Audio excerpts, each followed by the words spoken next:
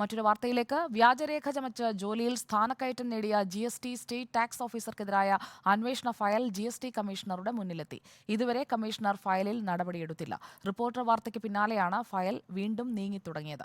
GSTയിലെ ഉന്നത ഉദ്യോഗസ്ഥനായ അനിൽ ശങ്കറാണ് ഇല്ലാത്ത യോഗ്യതയുണ്ടെന്ന് എഴുതിച്ചേർത്ത് സ്ഥാനക്കയറ്റം നേടി ഉന്നത പദവിയിലെത്തിയത്. Reporter follow up.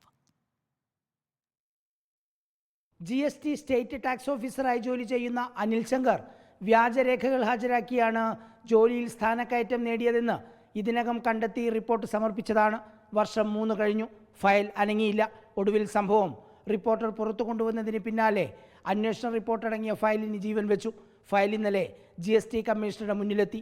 പക്ഷേ നടപടിയെടുത്തില്ല. നിയമന അധികാരിയായ GST കമ്മീഷണറോട് നടപടിയെടുക്കാൻ നികുതി വകുപ്പ് ആവശ്യപ്പെട്ട് മാസങ്ങളായെങ്കിലും മറ്റൊരു അന്വേഷണം നടക്കുന്നു എന്ന പേരിൽ അത് മുടക്കി. 1 മാസത്തിനകം അന്വേഷണം പൂർത്തിയാക്കാനായിരുന്നു നിലവിൽ നടക്കുന്ന അന്വേഷണ ഉദ്യോഗസ്ഥനായ ജോയിൻറ്റ് കമ്മീഷണർക്കുള്ള നിർദ്ദേശം. എന്നാൽ മാസം 3 കഴിഞ്ഞു, അന്വേഷണം ഇഴഞ്ഞു നീങ്ങുകയാണ്. 1 വർഷം കഴിഞ്ഞാൽ അനിൽ ശങ്കർ വിരമിക്കും. ധനമന്ത്രിയും മുഖ്യമന്ത്രിയും അടക്കം കണ്ട ഫയലാണ് ഗുരുതര ക്രമക്കേട് നടത്തിയെന്ന് കണ്ടെത്തിയിട്ടും പൂഴ്ത്തിവെച്ചത്.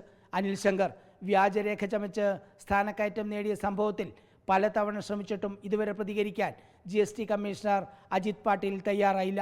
ഭരണാനുകൂല സംഘടനയിൽപ്പെട്ടാൽ എന്തുമാകാം. വ്യാജരേഖ ചമയ്ക്കാം, തോന്നും പോലെ സ്ഥാനക്കയറ്റം നേടിയെടുക്കാം. അത് കണ്ടുപിടിച്ചാലും നടപടിയെടുക്കാൻ പറഞ്ഞാലും എതിരായി അന്വേഷണ റിപ്പോർട്ട് സമർപ്പിച്ചാലും ഒരു നടപടിയും ഉണ്ടാകില്ല. Reporter TV Prasad, in reporter, Thiruvananthapuram.